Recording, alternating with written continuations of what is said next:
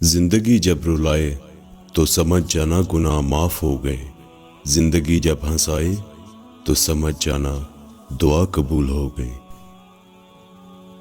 اللہ خود پر کوئی احسان نہیں رکھتا، اگر آپ نے اس کے لیے کوئی چیز چھوڑی ہے تو وہ آپ کو اس سے بہتر نواز دے گا۔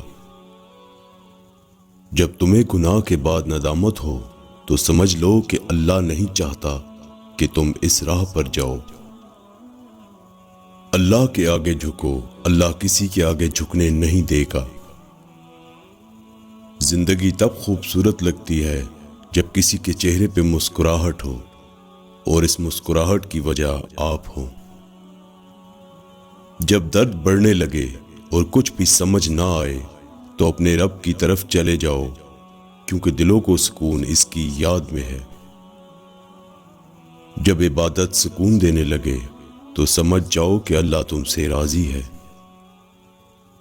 کائنات میں کوئی اتنی شدت سے کسی کا انتظار نہیں کرتا جتنا اللہ اپنے بندے کی توبہ کا کرتا ہے۔ جب کوئی دل دکھائے تو چپ رہنا بہتر ہوتا ہے، کیونکہ جنہیں ہم جواب نہیں دیتے انہیں پھر وقت جواب دیتا ہے۔ دنیا میں سب سے تیز رفتار چیز دعا ہے، جو دل سے زبان تک پہنچنے سے پہلے اللہ کے پاس پہنچ جاتی ہے۔ انسان کے جسم کا سب سے خوبصورت حصہ دل ہے، اور اگر یہی صاف نہ ہو تو چمکتا چہرہ کسی کام کا نہیں۔ مقدر اتنی بار بدلتا ہے جتنی بار بندہ اللہ پاک سے رجوع کرتا ہے۔ جو لوگ دوسروں کی خوشی میں خوش ہوتے ہیں، ان کی خوشی میں کبھی کمی نہیں آتی۔ جن گھروں میں اللہ کا ذکر ہوتا ہے وہاں سکون، محبت اور برکت نظر آتی ہے۔ اگر تم غلطیاں نہیں کرو گے تو کیسے پتہ چلے گا کہ کون تمہارے گرنے کا انتظار کر رہا ہے؟ وقت اچھا ہو یا برا، اللہ کبھی بھی کسی کا ساتھ نہیں چھوڑتا۔ برے سلوک کا بہترین جواب اچھا سلوک، اور جہالت کا بہترین جواب خاموشی ہے۔ اللہ کی راہ میں کوشش کرو اور کبھی پیچھے نہ ہٹو، کیونکہ اللہ نے تم سے کوشش مانگی ہے، نتیجہ نہیں۔ کردار ایک ایسا ہیرا ہے جو ہر پتھر کو کاٹ سکتا ہے۔ بڑا بننے سے پہلے چھوٹا بنو، کیونکہ بڑی بڑی عمارتوں کی بنیاد چھوٹی چھوٹی اینٹوں سے بنی ہوتی ہے۔ جو پڑھ نہیں سکتا اور جو پڑھتا نہیں ہے، دونوں یکساں طور پر جاہل رہتے ہیں۔ جب خاموشی کو ہتھیار کے طور پر استعمال کیا جائے تو یہ الفاظ سے بھی زیادہ زخم دے سکتی ہے۔ لوگ کتابوں کی طرح ہیں، ہر ایک کی اپنی کہانی ہے۔ اگر آپ کا اپنا گھر اپنے سکون کا باعث نہ بنے تو سمجھ لینا کہ توبہ کا وقت آ گیا ہے۔ لوگوں کو پرکھنا چھوڑ دو، کیونکہ تم نہیں جانتے کوئی اپنے اندر کیسی جنگ لڑ رہا ہے۔ کسی کو ذلیل کرنے سے پہلے خود ذلیل ہونے کے لیے تیار رہیں، کیونکہ اللہ کا ترازو صرف انصاف تولتا ہے۔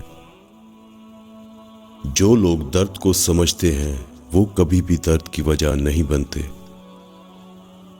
اللہ ظالم کو چند روز دنیا میں مہلت دیتا رہتا ہے، لیکن جب پکڑتا ہے تو پھر نہیں چھوڑتا۔ انسان پریشانیوں کی گنتی کرنے کا ماہر ہے، لیکن نعمتوں کا شمار کرنا بھول جاتا ہے۔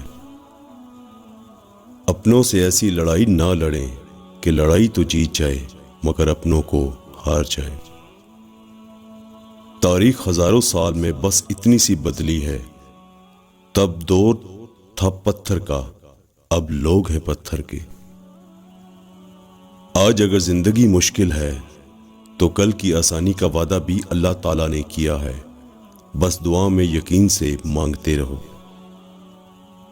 جن باتوں پہ جھگڑا کر کر لوگ منو مٹی تلے جا سوتے ہیں، انہی باتوں پر ہلکی سی مٹی ڈال کر دنیا میں پرسکون زندگی گزاری جا سکتی ہے۔ صبر میں شکوہ نہیں ہوتا، صرف خاموشی ہوتی ہے۔ اور اس خاموشی کا شور صرف اللہ ہی سنتا ہے۔ قرآن پاک بار بار کہتا ہے، نا امید نہ ہو، کمزور نہ پڑو، غمگین نہ ہو، بے شک اللہ ہر چیز پر قادر ہے۔ جس کی انا اس کے قد سے اونچی ہو، وہ شخص رشتے نبھا نہیں سکتا۔ جو بندہ اللہ کو پسند ہوتا ہے، اس کا عمر کے آخری دنوں میں یہ حال ہوتا ہے کہ وہ کہتا ہے کہ میں نے کچھ نہیں کیا، یوں ہی عمر ضائع کر دی۔ عقل مند اور بے وقوفوں میں کچھ نہ کچھ عیب ضرور ہوتا ہے۔ عقل مند اپنے عیب خود دیکھ لیتا ہے اور بے وقوفوں کا عیب دنیا دیکھتی ہے۔ انسان کی آدھی خوبصورتی اس کی زبان اور آدھی خوبصورتی اس کی خاموشی میں ہے۔ کچھ لوگ اپنی آدھی زندگی پڑھنے میں گزار دیتے ہیں اور سیکھتے کیا ہیں؟ دوسروں کو نیچا دکھانا۔ جب کسی کم ظرف پر احسان کرو تو اس کے شر سے بچو۔ انسان گناہ کرنے کی وجہ سے جہنم میں نہیں جاتا، بلکہ گناہ پر مطمئن رہنے اور توبہ نہ کرنے کی وجہ سے جہنم میں جاتا ہے۔